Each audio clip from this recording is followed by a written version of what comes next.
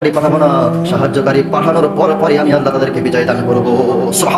আমি তাদেরকে অবশ্যই বিজয় দান করবো। সেই বিজয়টা কিভাবে আসবে? আল্লাহ রাব্বুল আলামিন বললেন, ফাতাওয়াল্লা আনহুম হাত্তা হিন। একটু ধৈর্য ধরো, সময় দিয়েছি তাদেরকে বাড়াবাড়ি করার জন্য, তাদের বাড়াবাড়ি করার জন্য সময় দিয়েছি। নির্দিষ্ট সময় যখন আসবে আমি তখন তাদেরকে অ্যাটাক করবো। কিভাবে? আল্লাহ রাব্বুল আলামিন ছোট্ট একটা উদাহরণ দিয়ে আসি। ইব্রাহিম আলাইহিস সালাম, পৃথিবীতে যতগুলো নবী আসছে প্রত্যেকটি নবীর দুশমন আল্লাহ দুনিয়ায় পাঠিয়েছেন। মুমিনের পাশাপাশি কাফের পাঠিয়েছে, বেঈমান পাঠিয়েছেন। মুসলমানের পাশাপাশি শত্রু আল্লাহ মুনাফিক পাঠিয়েছেন। পৃথিবীতে আল্লাহ রাব্বুল আলামিন যত মুমিন দল থাকবেন তাদের বিপরীতে দল থাকবে কাফের দল। আল্লাহ রাব্বুল আলামিন বললেন, আমার সাহায্য কিভাবে আসবে? ইব্রাহিম আলাইহিস সালামকে আগুনে ফেলা হলো। আগুন থেকে বাঁচালেন কে? জোরে বলেন, আগুন থেকে আল্লাহ বাঁচালেন কে? ইব্রাহিম আলাইহিস সালামকে আগুন থেকে বাঁচালেন যে আল্লাহ। আজকে আমাদেরকে বাঁচাবে না? অবশ্যই আল্লাহ বাঁচাবেন। ইব্রাহিম আলাইহিস সালামের যুগে সবচেয়ে শ্রেষ্ঠ কাফের যিনি ছিলেন নমরুদ। এই নমরুদ যখন পদে পদে ইব্রাহিম আলাইহিস সালামকে বিপদের সম্মুখীন করতে থাকে, আল্লাহ রাব্বুল আলামিন ইব্রাহিমকে সাহায্য করতে থাকেন। এক পর্যায়ে নমরুদ যখন ক্ষমতা হারানোর ভয় এসে যায় যে ইব্রাহিমের কোনোভাবেই কৌশল করে তো ঠেকাতে পারলাম না, কিভাবে ইব্রাহিমকে দমানো যায়? শত চেষ্টা করার পরে যখন ব্যর্থ হয়ে যায়, নমরুদ বলে, ও ইব্রাহিম, তুমি যদি সত্যি আল্লাহর নবী হয়ে থাকো তাহলে তোমার আল্লাহকে আমার সাথে যুদ্ধ করতে বলো। ধরে বলেন নাউজুবিল্লাহ। নমরুদ সীমা লঙ্ঘন করতে করতে কোন পর্যায়ে পৌঁছে গেছেন? নমরুদ ইব্রাহিমকে ডেকে বললেন, ও ইব্রাহিম, তুমি যদি আল্লাহর নবী হয়ে থাকো তাহলে আল্লাহকে বলো আমি নমরুদ আমার সাথে যুদ্ধ করতেন। আল্লাহ রাব্বুল আলামিন ইব্রাহিম নবীকে বললেন, ও নবী, আপনি দুঃখ করেন না।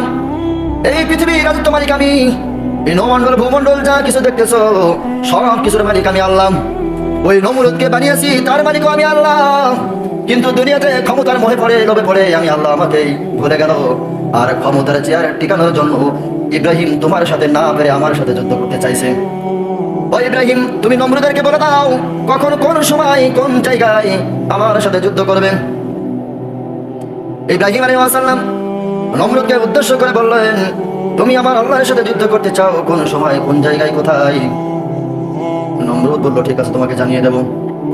নমরুদ এসে তার বৈঠকখানায় সকল মন্ত্রী মিনিস্টারদেরকে ডেকে বললেন, তোমরা আমাকে নেতা বলে মানো, কিন্তু এই নেতায় আমার মন ভরে না। আমি তোমাদের মনের ভিতরে একটা কথা ঢোকাইতে চাই। অনেকদিন যাবত আমার মনের একটা আশা, আমি তো এই গোটা পৃথিবীতে আল্লাহ রাব্বুল আলামিন আমাকে রাজত্ব দান করেছেন, অর্থাৎ আল্লাহর পরে আমার স্থান।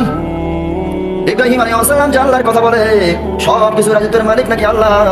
যদি আল্লাহ হয়ে থাকে তারপরে আমি হলাম এই পৃথিবীর মালিক। আল্লাহ রাব্বুল আলামিন এই গোটা পৃথিবীতে রাজত্ব করার জন্য 4 জন মানুষকে আল্লাহ সিলেক্ট করেছিলেন। গোটা পৃথিবী 4 জন মানুষ শাসন করেছেন। তার মধ্যে 2 জন ছিল মুসলিম আর 2 জন ছিল কাফের বেজিন মুশরিক। আল্লাহ রাব্বুল আলামিন সুলাইমান আলাইহিস সালামকে গোটা পৃথিবীর রাজত্ব দান করেছিলেন, আর জুলকারনাইন বাদশাহকে আল্লাহ গোটা পৃথিবীর রাজত্ব দান করেছিলেন। এই 2 জন ছিল মুসলিম আর 2 জন কাফের ছিল। 1 নম্বরে ছিল নমরুদ, গোটা পৃথিবী রাজত্ব করেছিলেন। আর 2 নম্বরে বক্তে নসর এই পৃথিবীর রাজত্ব করেছিলেন। এই 4 জন গোটা পৃথিবী রাজত্ব করেছিলেন। রাজত্ব করার পর নমরুদ মন্ত্রী বৈঠকে বলল, আমার মনে চায় আমি যদি একটু খোদা হতে পারতাম। মন্ত্রী মিনিস্টার যারা ছিল 5টা দালালেরা বলতে শুরু করলেন, আপনি খোদা হবেন কি? আমরা তো আপনাকে খোদা বলেই মেনে নিয়েছি। নাউজুবিল্লাহ। আপনি খোদা কি হবেন? আপনাকে তো আমরা খোদা বলেই মেনে নিয়েছি। আমি জানি না কত বছর বাঁচবো, 41 সাল পর্যন্ত আমি টার্গেট দিয়েছি। নমরুদ তখন মন্ত্রী সবাই বললো, আমি খোদা হতে চাই। আরে খোদা হতে চাইলে আমার উপরে যে খোদা আছে তাকে হত্যা করতে হবে, তাকে হত্যা করতে হবে। নমরুদ অর্ডার দিল, আগামী শুক্রবার, এই শুক্রবারের দিন আমার উপরে যিনি খোদা বলে দাবি করেন তার সাথে যুদ্ধ করব, অর্থাৎ ইব্রাহিম আলাইহিস সালামের আল্লাহর সাথে আমরা যুদ্ধ করব। তা আমি তো বর্তমান এই গোটা পৃথিবীর মালিক। গোটা পৃথিবীতে যত দেশ আছে সমস্ত দেশের মালিক আমি, রাজা আমি। প্রত্যেক দেশ থেকে সংবাদ দাও, ট্রেনিং প্রাপ্ত সেনাবাহিনী যারা আছে তাদেরকে আসতে বলো। ইরাকের বাগদাদ শহরে তাদেরকে সকল আসতে বলো। ইরাকের বাগদাদ শহরে সকলকে আসার জন্য আমন্ত্রণ করা হলো। লক্ষ লক্ষ সেনাবাহিনী বৃহস্পতিবারের দিন ইরাকের বাগদাদ শহরে এসে হাজির। মাঝখানে শুক্রবার সকালবেলা নমরুদ একটা উচ্চ জায়গায় উঠে ভাষণ দিলেন। যে তোমরা কি সকলে এক বাক্যে আমাকে খোদা বলে স্বীকার করো? সকলে বললো ঠিক আছে, আমরা এক বাক্যে স্বীকার করলাম আপনি নমরুদ, আজ থেকে আমাদের খোদা। নমরুদ মনে মনে একটু আনন্দিত হয়। ভাষণ দিতে দিতে হঠাৎ করে আসমানের দিকে তাকিয়ে দেখে কালো মেঘের ঘনা ঘটা। কালো মেঘের যখন ঘন ঘটা দেখতে পেল, নমরুদ ডাক দিয়ে বলতেছে, ও ইব্রাহিম, তোমার আল্লাহ আমার সাথে যুদ্ধ করতে অক্ষম, এই জন্য তোমার আল্লাহ আকাশে মেঘ তৈরি করে বৃষ্টি দিয়ে আমাদেরকে মারতে চায়। ইব্রাহিম আলাইহিস সালাম বললেন, ও নমরুদ, একটু অপেক্ষা করো, ওয়া ইন্না লান তাসরাহুন্না মিনাল মুনতাসিরুন, আল্লাহর পক্ষ থেকে সাহায্য আসবে, একটু অপেক্ষা করো।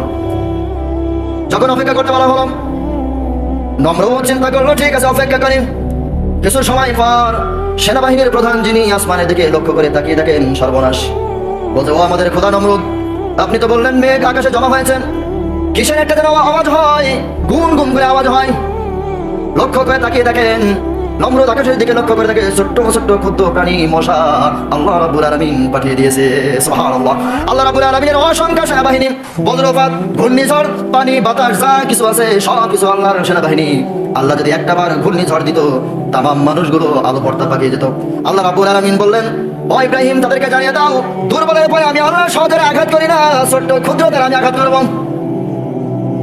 লক্ষ লক্ষ মশা, লক্ষ লক্ষ সেনাবাহিনীর উপরে যখন ছাপিয়ে পড়লো, মানুষগুলো কুকুরের মতো ছুটাছুটি করতে শুরু করলো। মশাগুলো যেই ব্যক্তির উপরে বসে সর্বপ্রথম রক্তগুলো চুষে খেয়ে ফেলে।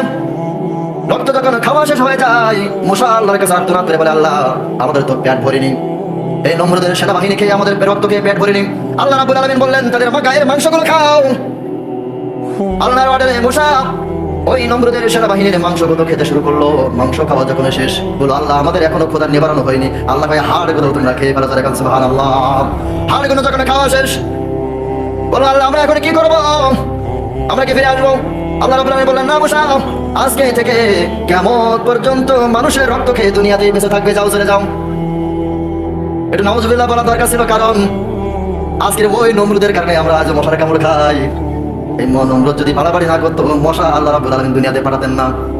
তাই আল্লাহ রাব্বুল আলামিন বললেন, যুগে যুগে জালেমদের অত্যাচারের কারণে জালেমদের পাপের ভাগ আমাদেরকে বহন করতে হয়। আজকে ওই নমরুদের মশাই কামড়ের কারণে মশা কিয়ামত পর্যন্ত এই দুনিয়ায় মানুষের রক্ত খেয়ে বেঁচে থাকবে। যখন খাওয়া শেষ, আল্লাহ অর্ডার দিলেন, তোমরা দুনিয়াতে থেকে যাও। সর্বশেষ একটা ন্যাংরা মশা আল্লাহর কাছে আর্তনাদ করে বলে, আল্লাহ, আমার একটা বিচার আছে। মশা তখন বলল, আল্লাহ, একটা ন্যাংরা মশা আল্লাহর কাছে বিচার চাই। জানলাম আমার এই আসমান থেকে আসতে একটু দেরি হয়েছে, কারণ আমি ন্যাংরাম, এক ডানার পরে ভর দিয়ে দিয়ে এই দুনিয়াতে আসতে দেরি হয়েছে। এসে দেখছি আমার সহজাত ভাইরা সকল মানুষ খেয়ে ফেলেছে, আল্লাহ, আমার ভাগে কিছুই জুটেনি। আল্লাহ রাব্বুল আলামিন বললেন, ও ন্যাংরা মশা, পৃথিবীতে আমি যত মানুষ, যত মাখলুক সৃষ্টি করেছি, প্রত্যেকের রিজিকের ফায়সালা আমি আল্লাহ করে দিয়েছি। আর তোমার ভাগে রিজিক হবে না, আমি এমন আল্লাহ নয়, আমি এমন আল্লাহ নাম। যাও, ওই নমরুদের মাথার মগজ আমি আল্লাহ তোমার জন্য খাদ্য বানিয়ে দিলাম। সুবহানাল্লাহ, আমি আল্লাহ ওই ন্যাংরা মশার আরজি আফিল গ্রহণ করলাম। ন্যাংরা মশা আর্তনাদ কবুল করে বললাম, যাও, ওই নমরুদের মাথার মগজ আমি আল্লাহ তোমার জন্য খাদ্য বানিয়ে দিলাম। নমরুদ যখন তার মাঠের দিকে লক্ষ্য করলো, তাকিয়ে যখন সমস্ত সেনাবাহিনী শেষ, কোনো নাম গন্ধব চিহ্ন পর্যন্ত নাই, নমরুদ ওখান থেকে এক দৌড়ে তার রাস্তার সাথে ঢুকলো। ঢুকে নিজেকে আত্মরক্ষা করার জন্য ঘরে বসে আছে। এমন সময় এক ন্যাংরা মশা এসে নমরুদের চেয়ারের ডান্টির উপরে, হাতার উপরে বসে আছে। নমরুদ তাকিয়ে দেখে মশাটাকে কায়দায় বসে আছে, একটা পা নাই, একটা ডানা নাই। নমরুদ তখন রাগান্বিত হয়ে মশাকে বলতেছে, ওরে সর্বনাশা মশা, আমার সমস্ত সেনাবাহিনী খেয়ে ফেললি, তোকে আর বাঁচিয়ে রাখবো না। বলতে দেরি হবে, মারতে যেই শুরু করেছে, ন্যাংরা মশা টুট করে উড়ে নাকের মধ্যে চলে গেছে। ন্যাংরা মশা যখন নাকের ভিতরে দিয়ে মাথার মগজের ভিতরে ঢুকে পড়লো, মশা চিন্তা করলো, আর এত কষ্ট করে থাবড় খেয়ে রক্ত খাওয়া লাগবে না, জায়গায় বসে টুকটুক করে খাবো। আল্লাহ রাব্বুল আলামিন আমার রিজিকের ব্যবস্থা করেছে। আল্লাহ রাব্বুল আলামিন বললেন, আমি এই পৃথিবীতে নমরুদকে 1000 বছর রাজত্ব করার জন্য আয়ু দিয়েছিলাম, হায়াত দিয়েছিলাম। 600 বছর রাজত্ব করার পরে আমি আল্লাহ আমার সাথে যুদ্ধ করলো, আর বাকি থাকলো 400 বছর। কত বছর? 400 বছর বাকি থাকলো। ন্যাংরা মশা মাথার মগজে যখন ঢুকে পড়লো, আল্লাহ রাব্বুল আলামিন অর্ডার দিলেন, ও মশা, আমি নমরুদকে এমন ভাবে মারতে চাই না, ওকে 1000 বছর আয়ু দান করেছি, কেবলমাত্র 600 বছর ওর বয়স হয়েছে, এখনো 400 বছর বাঁচবে। এই 400 বছর ধরে ওর মাথার মগজটা টুকটুক করে তুমি খাবে। সুবহানাল্লাহ, এই 400 বছর ধরে মাথার মগজ খাবে। মশা যখন মাথার ভিতরে কামড় দেয়, নমরুদ নিজের হাত দিয়ে কবরে চাপটাতে শুরু করে। যখন চাপড় দেয়, নিজের মাথায় নিজে যখন চড় মারে, আল্লাহ রাব্বুল আলামিন বললেন, ও মশা, একটু থামো। আজকে থেকে তোমাকে অর্ডার দিলাম, যখনই নিজের মাথায় নিজে চড় মারবে, আঘাত করবে, তখন তুমি কামড় বন্ধ দিবে। আঘাত করা বন্ধ করলে আবার কামড়াতে শুরু করবে। নমরুদের মাথার ব্যথা পর্যায়ক্রমে বাড়তেই থাকে, যত দিন যায় বাড়তেই থাকে, শেষ পর্যন্ত মারতে মারতে নিজের হাত ব্যথা হয়ে যায়। দেহরক্ষী বডিগার্ডকে বলল, আমার হাত ব্যথা হয়ে গেছে মাথায় চড়াইতে চড়াইতে, এখন তুমি একটু আমার মাথায় কিলাইতে শুরু করো।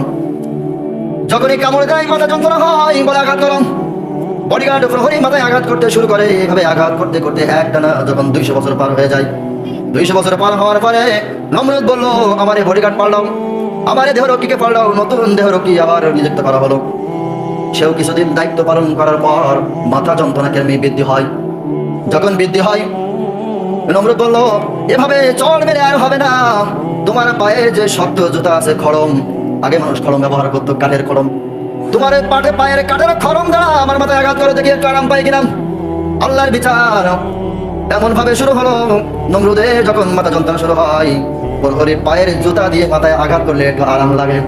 আল্লাহ রাব্বুল আলামিন জানিয়ে দিলেন, ও নমরুদ, পৃথিবীতে যারা আমি আল্লাহ আমার সাথে গাদ্দারি করবে তাদের শাস্তি এইভাবে জুতা পিটা হবে। যখন মারতে মারতে যখন ক্লান্ত হয়ে যায়, একটু হাঁপিয়ে যায়, নমরুদ বলল, কি হলো? বলে, ও খোদা, আমার হাত ব্যথা করছে, মারতে মারতে আর দাঁড়াতে পারে না। বলে, হয় জোরে মারো, অনেকে চাকরি থেকে আজকে তোমাকে বরখাস্ত করা হবে। চাকরি বাঁচানোর ভয়ে চিন্তা করলো, সারাটা জীবন তো এর খেদমত করলাম, আজকে একটু মারতে দেরি হয়েছে, আমার চাকরি থেকে বিদায় করতেছে। তাহলে জন্মের জুতার বাড়ি একে বাড়িতে মাথার খুলি ফাটিয়ে ফেলেছেন। যখন এক বাড়িতে মাথার খুলি শেষ, দেখে ছোট্ট ন্যাংরা মশা মাথার মাঝখানে বসে আছে আরামদায়ক। ওই প্রহরী মশার দিকে তাকিয়ে থাকে, সর্বনাশ, এই 700 বছর ধরে এই মশা মাথার ভিতরে বসে বসে ঘেনু খেয়েছে, আর এখন আমার দিকে তাকিয়ে আছে, না জানি আমার দেয় কিনা। একেবারে নমরুদের দরবার সালাম। আল্লাহ রাব্বুল আলামিন বললেন, ওয়া মাকারু ওয়া মাকারাল্লাহু ওয়াল্লাহু খায়রুল মাকিরিন। আল্লাহ রাব্বুল আলামিন বলতেছেন, ও দুনিয়ার বান্দা বান্দীরা, তোমরা যারা কৌশল করো একে অপরের ঠকানোর জন্য, মারার জন্য যখন কৌশল করো, জেনে রাখো, ওয়া মাকারাল্লাহ, আমিও আল্লাহ তোমাদের চাইতে বড় কৌশলী। শুধু এটাই শেষ না, আল্লাহু খায়রুল মাকিরিন, আর আমি যখন কৌশল করি তার দুনিয়াতে নাস্তা নাবুদ করি। সারি ধরে কান সুবহানাল্লাহ। আজ পৃথিবীতে দেখতে পাচ্ছি, এই বাংলাদেশের জমিনে, এই বাংলাদেশের সবচাইতে নামী মানুষ ডিবি হারুনুর রশিদ, পুলিশের ঊর্ধ্বতন কর্মকর্তা, প্রত্যেকটা আলেমদের ধরেছে আর জেলখানায় ফেলেছে, রাজাকার বলেছে, জিনাকার বলেছে, গুনার তহবাদ দিয়ে দিয়ে রিমান্ড টেনেছে। আলেমদের ধরেছে আর বলেছে তোরা জিনাকার, তোরা আলেম নামের কলঙ্ক। আল্লাহ রাব্বুল আলামিনের কাছে ধৈর্য ধরে ওই সমস্ত আলেম যখন বলেছে এই কোরআনের আয়াতটা, আল্লাহ রাব্বুল আলামিন বলেছে, একটু ধৈর্য ধরো। কিছুদিন পর, আজকে 4 দিন আগে শুনলাম, সেই ডিবি হারুন ন্যাংটা অবস্থায় আল্লাহ রাব্বুল আলামিন জাতির সামনে তুলে ধরেছে। আপনি কাকে ন্যাংটা বলেন? কাকে উলঙ্গ করলেন? কাকে জিনাকারী বললেন? আমাকে যদি জিনাকারী বলেন আর আমি জিনাকারী যদি না হই, আল্লাহ আপনাকে এই জিনাকারী বানিয়ে এই পৃথিবীর থেকে বিদায় নেবে। এই জন্য সম্মানিত উপস্থিতি, এই পৃথিবীতে আল্লাহ আমাকে আপনাকে যতদিন আয়ু দিয়েছে, হায়াত দিয়েছে, চোখের সামনে বহুত কিছু দেখেছি। আগে ইতিহাস পড়েছি, কাফেরদের, বেঈমানদের, জালিমদের ইতিহাস পড়েছি, আর এখন সরাসরি দেখতে পাচ্ছি। এখন এই জমানায়, বর্তমান জমানায় ঈমান রাখতে হলে, ঈমান বাঁচতে হলে কোরআন পড়তে হবে, আমল করতে হবে, সেই অনুযায়ী আপনাকে চলতে হবে, তাহলে আল্লাহর জান্নাত আপনার জন্য লিপিবদ্ধ করা হবে। সম্মানিত উপস্থিতি, আমার এই আলোচনার মূল উদ্দেশ্য হলো এই, কারোর প্রতি জুলুম করো না, কারোর প্রতি মিথ্যা অপবাদ দিও না, কারণ এই পৃথিবী থেকে কখন কার ডাক এসে যাবে কেউ জানে না। আপনাকে পৃথিবী অবশ্যই ধাক্কা মেরে ফেলে দিবেন। এই পৃথিবী আপনাকে রাখবে না, আপনার ভাই আপনাকে রাখবে না, আপনার সন্তান, আপনার স্ত্রী, আপনার গ্রাম প্রতিবেশী কেউ আপনাকে ঠাঁই দিবে না। সকলে মিলে একদিন জোর করে হলো ওই পৃথিবীর থেকে বিদায় দিয়ে আপনাকে রেখে আসবো ওই কবরে। আজকে যে মাটির উপরে বসে আপনি গাদ্দারি করছেন, একটু ভাবুন, কিছুক্ষণ পরে এই মাটির নিচেই আপনাকে থাকতে হবে, আমাকে থাকতে হবে। আজকে যে মাটির উপরে বসে বাড়াবাড়ি করছেন, সময়ের কারণে এই মাটির নিচে এসেই আপনাকে হিসাব দিতে হবে। একটা কিতাব, আল্লাহ যেদিন এই কিতাব আপনাকে হাতে দিবেন, যে দুনিয়ার জমিনে যে কি করেছো, সেদিন আপনি কিন্তু বুঝতে পারবেন এই দুনিয়াটা কারোর থাকার জায়গা না। এই জন্য এখান থেকে যাওয়ার আগে নিজেকে সংশোধন করে নেন। আল্লাহ রাব্বুল আলামিন বলেন, আল্লাযী খালাকাল মাউতা ওয়াল হায়াতা লিয়াবলুয়াকুম আইয়ুকুম আহসানু আমালা। এই দুনিয়া থেকে আসবে তারা, কিয়ামতের ময়দানে শান্তি পাবে তারা, যারা দুনিয়া থেকে আমল ভালো করে নিয়ে আমার কাছে আসবে। অর্থ সম্পদ নিয়ে আসবে, ক্ষমতা নিয়ে আসবে, এমন কিছু বলা হয় না। কথায় কথায় এসে যায়, যখন আমরা কবরে রাখি কোনো লাশ, বিসমিল্লাহি ওয়া আলা মিল্লাতি আমলিক, বিসমিল্লাহি ওয়া আলা মিল্লাতি বিরবিন, বিসমিল্লাহি ওয়া আলা মিল্লাতি জামাত ইসলাম, এমন কোনো শব্দ বলে কিল নামানো হয়। আপনি কোন দল করেন, কোন দলের বিপক্ষে আমার কোনো কথা নাই, তবে একটাই কথা, বিসমিল্লাহি ওয়া আলা মিল্লাতি রাসূলিল্লাহর দল যদি করতে হয়, এই দুনিয়াতে হক কথা বলে আপনাকে বিদায় নিতে হবে। এই দুনিয়াতে হক কথা বলে বিদায় নিয়ে আল্লাহ রাব্বুল আলামিন বললেন, খালাকাল মাউতা, মৃত্যু আসার আগে তোমাকে পরিপূর্ণ ঈমানদার মুসলিম হয়ে আমার কাছে আসতে হবে, তারপরে আমি আল্লাহ তোমাকে জান্নাত দান করব। সম্মানিত উপস্থিতি, তাই বর্তমান যে সময় আমরা দোয়া করি, যে সমস্ত কলেজের স্টুডেন্ট ছাত্রছাত্রীরা শহীদ হয়েছে, আল্লাহ রাব্বুল আলামিন তাদের সকলকে যেন আল্লাহ মাফ করে জান্নাত দিয়ে দেয়, আল্লাহ তাদের জান্নাত বাসী।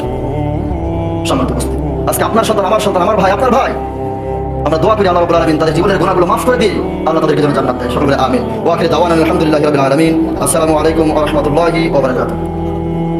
এই ভাই কপি দিছি।